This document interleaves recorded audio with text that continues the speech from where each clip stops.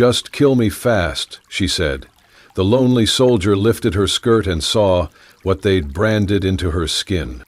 Texas Hill Country, spring of 1865, 2 weeks after the war ended. The sun had not yet broken through the canopy, but its pale light filtered down in dusty rays between the cottonwoods. The stream murmured quietly, weaving through moss-covered stones and last season's leaves. It should have been peaceful, but Elias Gray felt something wrong in the stillness. His horse, a tired gelding named Rufus, had stopped short near the creek bank. Ears forward, breath quick. Elias dismounted slowly, hand brushing over the revolver on his belt. His boots sank slightly in the damp earth as he approached the narrow stream, and that was when he saw her. A girl, young, barely more than a shadow of a woman. She lay crumpled near the water, one leg twisted beneath her, the other bare from the knee down. Her dress was torn, mud-streaked and bloody, and her hands were scratched as if she'd clawed her way there. Elias dropped to one knee. "Miss?" he called softly. No answer. He leaned in, checking for breath. Her chest rose, slow, shaky. Her skin was clammy under the dirt, and there was a gash across her thigh, long and red. He glanced toward the trees. Nothing but birdsong and wind. "I'm not going to hurt you," he said, though she was still unconscious. "Just need to stop the bleeding." He pulled a cloth from his saddlebag, tore it in half. He reached carefully toward her leg, trying not to startle her, but as he touched her skirt to lift it above the wound, her body jerked violently. Her eyes snapped open, wide and wild. "No," she gasped. Her voice cracked. "Don't, please, just kill me fast." Elias froze, hand hovering inches from her. Her eyes locked onto his, and for a moment he saw something not entirely of this world, something broken beyond words. She wasn't just afraid, she was resigned. "I'm not here to hurt you," he said quietly. "Just do it," she whispered. "I don't want to feel it." He blinked. Slowly he pulled his hand back.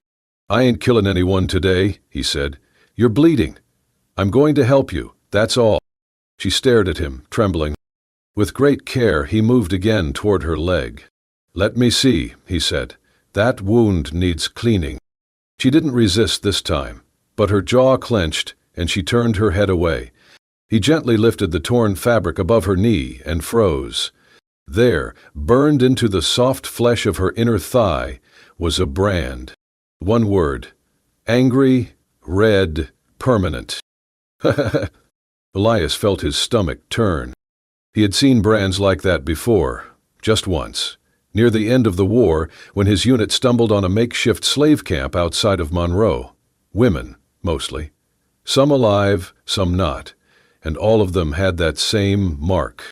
His hands curled into fists before he forced them still. He looked at the girl again. She wasn't crying, she wasn't even blinking. Her face had gone blank, like a curtain pulled tight. "What's your name?" he asked softly. She didn't speak. "I'm Elias Gray. You're safe now, all right?" Still nothing. He tied the cloth around her thigh carefully, mindful of her flinches. Blood soaked the fabric fast, but pressure would help. "I'm going to get you out of here," he said. The girl didn't reply. Her eyes drifted shut again, too exhausted to fight. Elias wrapped his coat around her and lifted her gently into his arms. "Whatever they did to you," he whispered as he carried her toward Rufus, "it ends now." And as he rode away from the stream, the scar beneath her skirt burned red beneath the morning sun, silent testimony to a story that had only just begun.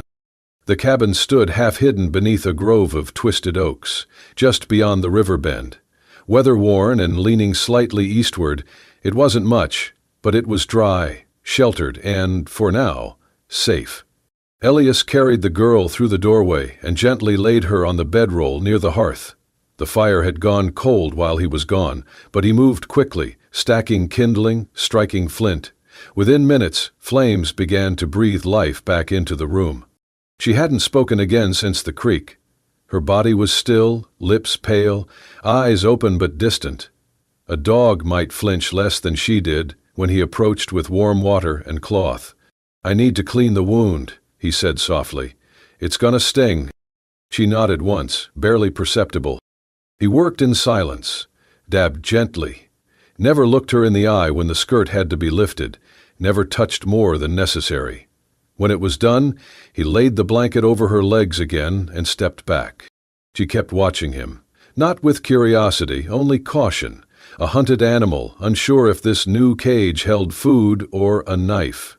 He moved to the stove, lit a pot of beans with a pinch of salt, and ladled some into a tin bowl. He let it cool before he offered her the first spoonful. She didn't take it at first, just stared. "Eat slow," he said, voice low, not commanding. Finally, she opened her mouth. He fed her each bite like a father would to a wounded child. No words, no questions, just food, warmth, fire. That night, he slept in the far corner, back against the wall, gun within reach. She didn't move once, but her eyes stayed open long into the dark. By morning, she was sitting upright, leaning against the post. When he brought water to wash her hands, she flinched at first, then let him pour. The third day, Elias sat beside her with an old comb and said, "If you'll allow it, I can clean that mess of yours." She hesitated, then, slowly, turned her back to him. He began at the ends, gently, careful not to pull. Her hair was thick with twigs, dried blood, and days of dust. He worked quietly, patient, as the fire crackled nearby. Halfway through, she let out a long breath, and for the first time, her shoulders lowered just slightly.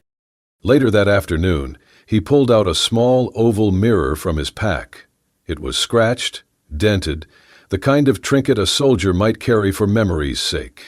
He placed it beside her on the stool. "Maybe you want to see? You look better than you think." She stared at the mirror a long time.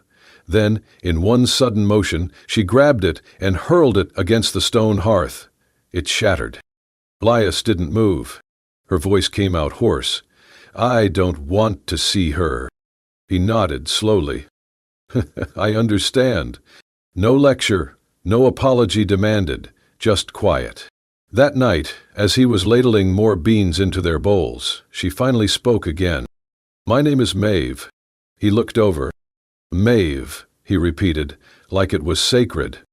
"That's all I can give you right now." "That's more than I expected." She managed a breath, somewhere between a sigh and a laugh. They ate in silence. But something had changed. Not in the room, but in the space between them. She did not thank him, he did not ask for it. But when she handed back the bowl, her fingers touched his for just a moment, and she did not pull away. The road into Bandera was quiet that morning, lined with cedar brush and dust still damp from the night's rain. Elias rode slowly, Maeve behind him on the saddle, arms loosely wrapped around his waist. She had not said much since they left the cabin, only nodded when he asked if she was strong enough to ride. They needed medicine. Her wound, though better, still ached, and Elias knew infection could creep in if he did not find more salve and clean bandages. Bandera was a town barely hanging on, worn planks, shuttered saloons, and tired men who carried the war on their shoulders. The kind of place where strangers drew eyes and rumors stuck like flies to sweat. They dismounted near the general store. Elias helped Maeve down gently. "Stay by the horse," he said. "I won't be long." She nodded, pulling her shawl tight. The moment he stepped into the store, her hands began to tremble. She kept her head down, eyes scanning every face that passed. And then he appeared. A man, half drunk, stumbling out of the saloon. Thick arms, patty beard, eyes like coal and breath that smelled of rot. He bumped into her shoulder. "Watch it," she muttered under her breath, barely audible. He turned, squinted, looked her up and down. Well, he slurred. "Ain't you a familiar little whore?" Maeve backed away, but he stepped closer. "You don't remember me?" he hissed. "Camp east of Monroe? Oh, I remember that mark." He lunged forward and yanked the edge of her skirt. In the daylight, the word burned into her thigh, gleamed red. Whore. Gasps rose from the bystanders. One woman shielded her child's eyes. Someone whispered, "That's one of them." The man grinned wide. "Runaway meat." Maeve froze. But Elias was already there. He shoved the man so hard he stumbled backward into the watering trough. Before the drunk could rise, Elias hit him. Once, twice, a third time, until blood poured from the man's nose. No one intervened. Elias grabbed Maeve's hand. "Let's go." They rode out of Bandera without another word. Back at the cabin, the silence was suffocating. Maeve sat by the fire, staring into the flames. Elias tried to speak, but she only shook her head. That night the rain returned, gentle at first, then hard and cold. Elias woke with a start to find the bedroll empty. He ran outside. She was at the river's edge, standing barefoot on a slick stone, dress clinging to her legs, hair soaked, eyes wide. "Maeve," he called. She did not turn. "I can't live like this," she said. "They see me and all they see is that word, that brand. Not a person, just something broken." "You are not broken," Elias said, stepping carefully toward her. "You survived." She shook her head. "You deserve someone whole." "I want you," he said, voice shaking, "and I won't let you disappear." He reached out just as she stepped forward and caught her. The river surged just inches below. He pulled her into his arms, held her tight as the rain soaked them both. She clung to him, sobbing against his chest, and he did not say a word, just held her. As long as she needed. In the darkness, with only the storm to witness, Maeve didn't fall. She was held. The next time Elias rode into Bandera, he came alone.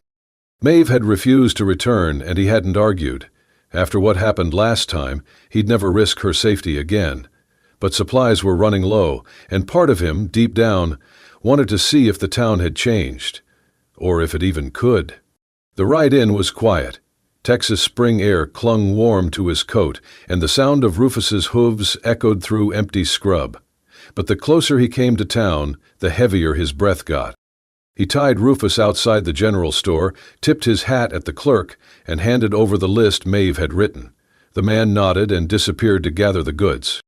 Elias, needing a moment to shake the dust and bile from his throat, stepped into the saloon next door. The room silenced like a church in mourning. Men stared over half-drunk cups. A poker game froze mid-hand. Somewhere near the hearth, a piano player stopped mid-note. War had ended, but suspicion hadn't, not for a man like Elias Gray. He stepped to the bar, about to order coffee, when he saw him. Behind the counter, leaning with the swagger of someone too sure of their place, stood a man broad-shouldered and graying at the temples. A long scar dragged from temple to jaw like a signature left by sin, and on his chest, pinned high and gleaming, was a tin star. Jonah Bexley. Elias froze mid-step, his hands tensed, shoulders straightened. He hadn't seen that face in over 2 years, but he'd never forget it. Bexley's eyes found him. For a moment, recognition didn't show. Then it did, flaring like gunpowder. His mouth curled. "Well, well," he drawled, "if it ain't Elias Gray." Elias didn't move. His voice was gravel.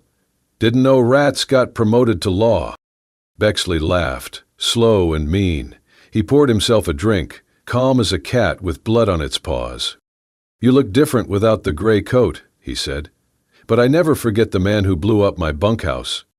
Elias stepped forward. His boots echoed like war drums. "You ran a prison for women. Not a camp, not a post, a goddamn slaughterhouse." Bexley's eyes glinted. "Slaves, Gray. Property. Let's not rewrite history." Fury flared in Elias's chest. "You think branding women makes you a man?" Bexley leaned in, his smile widening. "You still playing hero?" he sneered. "Or did you finally find yourself a pet?" Elias said nothing. Bexley's eyes narrowed, voice turning cold. "Heard a girl's been hiding out in the woods. Scar on her thigh. Fire in her eyes. That wouldn't be my runaway, would it?" The air went thin. Every man in the saloon watched now, waiting. Elias's hand rested near his holster. "She's not yours," he said, quiet as a death knell. "She was never yours." "She was marked," Bexley spat. That makes her mine. Elias took one step closer. You show up near that land again, and I'll bury you where you stand. Bexley leaned forward, the badge on his chest catching light. I'm the law here, boy. You shoot me, you hang. Elias didn't blink. No, Bexley, you're just a coward with a star. A beat passed. Then Bexley hissed, If you don't kill me now, one day you'll turn around and find her gone, because I always collect what's mine. Elias stared at him, fists tight. The room held its breath. Then, slowly, Elias turned and walked out, rage in his chest like wildfire. One thing was clear. The war wasn't over. Maeve was still being hunted, and the hunter now wore a badge. The wind shifted that night, cold and sharp, cutting through the trees like a warning. Elias had gone out alone to check the snares near the ridge. Maeve had asked to go with him, but he'd refused, gently. Stay warm. I won't be long, he had said with a soft smile. But something about the way the air pressed against his back felt wrong, like the forest was holding its breath. He never made it to the traps. The first blow came from behind, hard and fast, cracking against his skull. He hit the dirt, ears ringing, vision spinning. 3 men surrounded him, faces half covered in kerchiefs, but Elias knew who sent them. One of them spit tobacco near his head. Where is she? The tallest demanded. Where's the branded whore? Elias tried to rise, but a boot slammed into his ribs, sending a lightning bolt of pain through his side. He bit down hard, blood filling his mouth. We know she's with you, Gray. Bexley's got a price on her head. High one. Another kick, this time to his shoulder. Elias laughed, sharp and hoarse. That why you came 3-on-1? For a girl half your weight? The biggest one grabbed him by the collar and slammed him against a tree trunk. We came to give you a choice. Tell us where she is, or we leave you for the buzzards. Elias looked him square in the eye, pain slicing through every breath. You kill me, he rasped, and you'll never find her. The man punched him, and something cracked in Elias's side. He groaned, sharp, guttural. The second man raised a length of wood and brought it down across his ribs again. The world tilted. But he never spoke. When they finally left him, broken, bleeding, breath wheezing through cracked ribs, they took his boots and left him barefoot in the dirt, hoping the cold would finish what their fists began. He lay there, curled around the pain, coughing blood, eyes barely open. The stars swam above him, and then... Elias! Her voice cut through the trees, desperate, afraid. Believe it. Maeve crashed through the brush, breath ragged, face pale with panic. She dropped to her knees beside him. No, she whispered. No, no, no. She touched his face, his chest, his shirt soaked with blood. You're hurt. Oh, God. You're... I'm fine, he croaked, barely audible. Just a bit bruised. Liar, she snapped, trying to lift him. What happened? Exley's men. They wanted you. She pressed a trembling hand to his side, felt the heat swelling beneath the skin.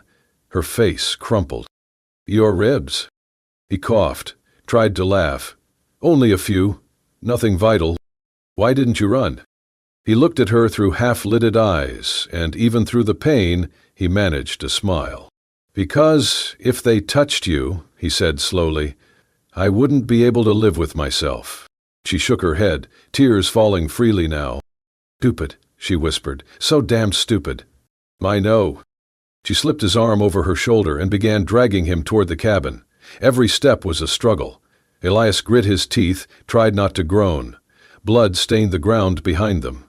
You shouldn't see me like this, he said once, halfway there. Too late, she answered. By the time they reached the cabin, she was soaked in sweat and shaking.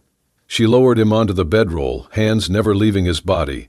She peeled back his shirt and hissed at the bruises, dark and spreading like ink under parchment. Stay still, she said. Do not move. He nodded faintly, breath shallow. As she pressed a cool cloth to his side, he whispered, Long as you're safe, it was worth it. She froze. Their eyes met. He was half-broken, bloodied, gasping for breath, but not once had he thought of himself. She sat beside him through the night, holding his hand in silence. And for the first time since she'd met him, Maeve began to believe that not all men took. Some stayed, some bled, and some loved, without needing to say the word. The forest was still that morning, too still. Even the birds seemed to have held their breath. Maeve had risen early to fetch water from the creek, Elias still sleeping under the weight of healing ribs. She was halfway back when she saw it, the front door swinging open, the bedroll inside empty. No sign of struggle, no sound, just gone. Her heart dropped. The world tilted. Then something caught her eye. Boot prints. Fresh, pressed deep into the mud from the previous night's rain. At least 3 sets, heading west, into the trees. She dropped the water pail, sprinted inside, and grabbed the rifle leaning beside the hearth. Elias's revolver sat untouched on the table, half cleaned, forgotten from the night before. She grabbed it too, checked the chamber. 4 bullets. 4 chances. She followed the trail into the trees, bare branches scraping her arms, breath sharp and fast. The prints grew fresher, disturbed. Drag marks. Her pace quickened. An hour passed. Then 2. Finally she heard it. A voice, low, mocking, carried through the clearing ahead. Jonah Bexley. She crouched behind a tree, peering through the brush. Elias was on his knees, hands bound behind him, blood trickling from his temple. Bexley paced in front of him, shotgun slung low. 2 other men stood nearby, armed. "You think hiding her makes you a hero?" Bexley spat. "She's a mark, nothing more.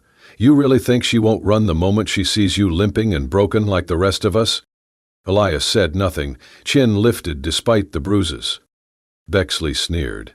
"Hell, I should thank you, saving me the trouble of dragging her back. Maybe I'll let you watch before I cut your throat." Maeve stepped into the clearing. "Take one more step toward him," she said, voice clear, "and I will kill you." The men spun around. There she stood, hair wild, dress torn at the sleeves, mud on her boots, but eyes steady, gun raised, a breath from firing. Bexley's grin faltered, then returned crueler than before. "Well now," he drawled, "ain't this something? The branded bitch shows her teeth." He stepped forward. She didn't flinch. "You gonna shoot me, sweetheart? After all we've been through?" His voice dropped to a snarl. "You remember it, don't you? The cell, the ropes, the way you cried when I—" The crack of the pistol shattered the morning. 1 shot, straight into his chest. Bexley staggered, blood blooming across his vest. He looked down in disbelief, then fell backward into the dirt. The other men froze. One turned to run, the other dropped his weapon and backed away with trembling hands. Maeve kept the gun raised until she was sure they were gone. Then she dropped it. Her knees gave out and she collapsed beside Elias, hands shaking violently. "I killed him," she whispered, staring at the blood. "I killed someone." Elias leaned toward her, even with pain in every breath. "You saved my life." She shook her head, eyes wild. "But what does that make me? What does it mean if I could do it? If I could pull the trigger like that?" He reached for her, bound hands brushing her cheek. "It means you are stronger than what he did to you." She stared at him, eyes filling. "You're not afraid of me now?" He held her gaze. "I have never been less afraid." A sob escaped her lips. "I thought, if you saw me like that, you'd see what he saw." Elias leaned close, whispering through pain. "I don't see what he saw. I see the woman who came for me. The woman who walked through hell and stood up to the devil." She lowered her head, pressing it to his shoulder, shaking with relief. "I thought I had lost you. You found me." It was only then she reached behind him, cut the ropes, and pulled him into her arms. They stayed like that for a long time, surrounded by silence and fallen leaves. Maeve had pulled the trigger, but for the first time it wasn't in fear. It was in love and survival. And she wasn't sorry. The forge behind the cabin was nothing more than a blackened stone pit and an old anvil Elias had hauled up the ridge with a busted wagon wheel and sheer, stubborn will. There was no shelter from the wind, no roof above, just open sky and the steady hiss of hot metal meeting cold air. But it was enough. He stood there at dawn, sleeves rolled, shirt soaked with sweat despite the morning chill, hammer gripped in calloused hands. Every strike echoed through the clearing like a slow heartbeat, the sound bouncing off the trees, waking birds and stirring something deeper. Maeve stood in the doorway of the cabin, wrapped in one of Elias's old coats, arms folded tightly across her chest. She didn't ask what he was making, not with words, but her eyes stayed fixed on him, watching, listening, waiting. She could see the tension in his shoulders, the way he moved like a man shaping more than just metal, like he was trying to shape meaning from ruin, trying to craft something that could last. The bullet casing had been in his satchel since the last day of the war. One of the final rounds he'd chambered in the chaos of fire and smoke. He had never fired it. Something had stopped him. Maybe fate, maybe grace. He didn't know why he kept it. Maybe it reminded him of what he'd survived. Or maybe it had always been waiting for this. He placed it gently in the fire until it glowed red-hot, then pulled it out with iron tongs, laying it across the anvil. The first strike flattened it with a metallic cry. The next shaped it. Then again, and again. He moved slowly, methodically, turning the shell from a weapon into a ring, rough-edged, golden from the brass and warm from the fire. When it cooled, he filed it smooth, polished it with a piece of cloth and ash. No engraving, no stone, just the memory of heat and the promise of what came after. By the time he finished, the sun had risen high over the pines. The air smelled of wildflowers and morning earth. Elias wiped his brow, pocketed the ring, and turned to face the open field. "Maeve," he called softly. She stepped out, coat still wrapped around her shoulders, hair loose and tangled in the wind. He was standing near the edge of the trees, where the field gave way to tall grass and bursts of color. Bluebonnets, Indian paintbrush, wild mustard stretching for miles. Spring had finally come to Texas. She walked to him, bare feet brushing through dew-kissed blades. He didn't wait. He met her gaze, steady and sure, no fear in his voice. "I was never supposed to make it out of that war," Elias said, "and after it ended, I didn't think there was anything left for me. I was walking through the world like a ghost." Maeve's throat tightened. "But I found you," he said. "Or maybe you found me." He reached into his pocket and pulled out the ring. It glinted faintly in the sunlight. Modest, unpolished, forged by hand and memory. "This was a bullet once," he said, voice thick. "Now it's a promise." He dropped to one knee. "Maeve Carter, I know what they did to you. I know what they tried to take. But they didn't take your fire, or your grace, or your soul." He looked up, eyes shining. "You gave me a reason to live again, to fight for something real. Will you marry me? Will you build something with me that the war couldn't destroy?" Maeve stood motionless, her fingers trembled. She looked down at her hands, still scarred. Down at her leg, where the brand still lingered. Then she looked at Elias. He wasn't looking at her scars. He was looking at her.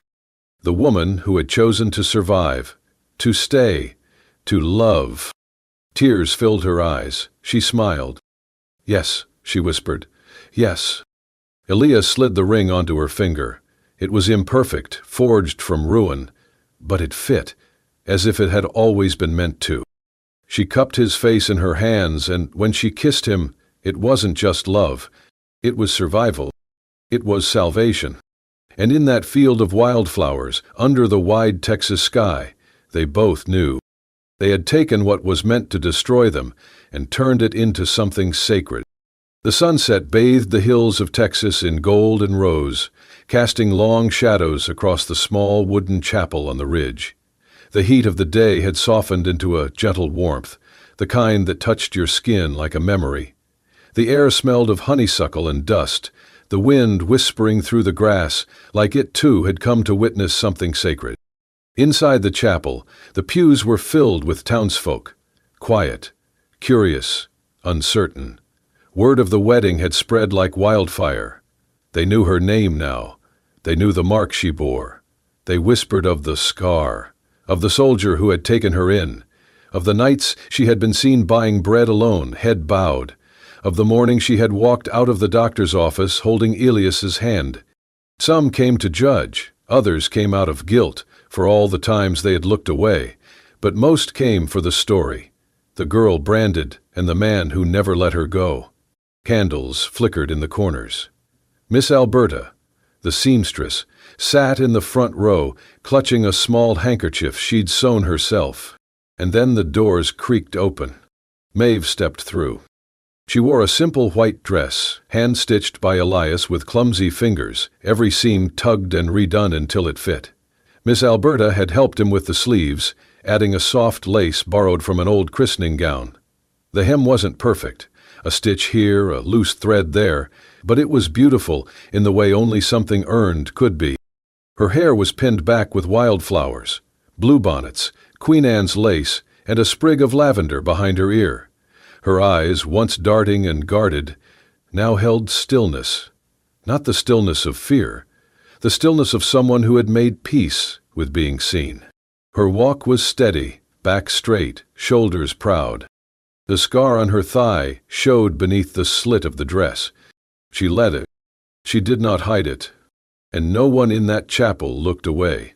A little girl scattered petals at her feet, laughing with delight. She didn't know the weight of what she was honoring, but somehow she carried it all the same. The room held its breath. Then someone clapped. A single pair of hands.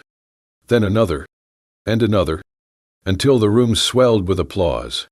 Not for beauty, for bravery. Elias stood at the altar, clean-shaven, for the first time in months. His shirt was freshly pressed, his boots polished. His ribs still ached with every breath, but he stood tall. He had never looked more like a soldier, and less like a man at war. His eyes never left her. When Maeve reached him, she smiled. "You did this," she whispered, barely audible. "So did you," he answered, just as quiet.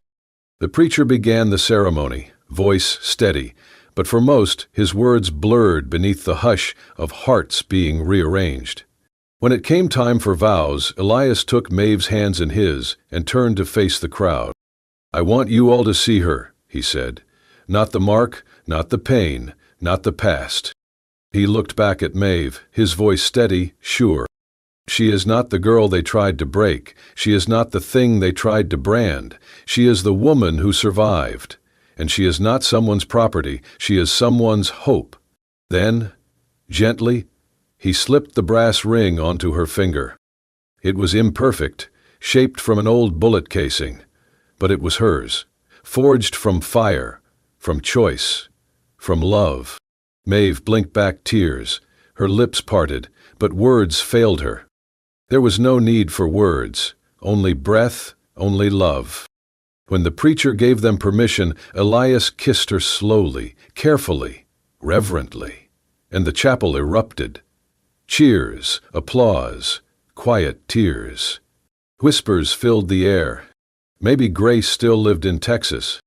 They walked out, hand in hand, into the light of the setting sun, her dress catching the breeze, the scar visible like a flag never lowered.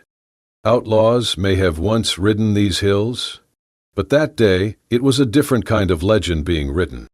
Later that night, beneath a sky full of stars, as the fire cracked low and the embers glowed like tiny suns, Maeve sat beside Elias. Emmy lay curled against her leg, already asleep, her little chest rising and falling like a lullaby. Emmy looked past her. Maeve stared into the flames. "I was branded as something broken," she said quietly. "Something used." She looked at the ring on her finger, then at the scar that still lived with her. "But he looked at me like I was something rare." Her fingers brushed Elias's hand. "And for the first time in my life, I believed it." If Maeve's story touched you, If you believe love can rise from scars and second chances, then you're right where you belong. Subscribe to Wild West Love Stories for more powerful frontier romances, where healing runs deeper than blood, and love always finds a way. Hit the bell, stay with us, and remember, you're not your past, you're who you choose to become.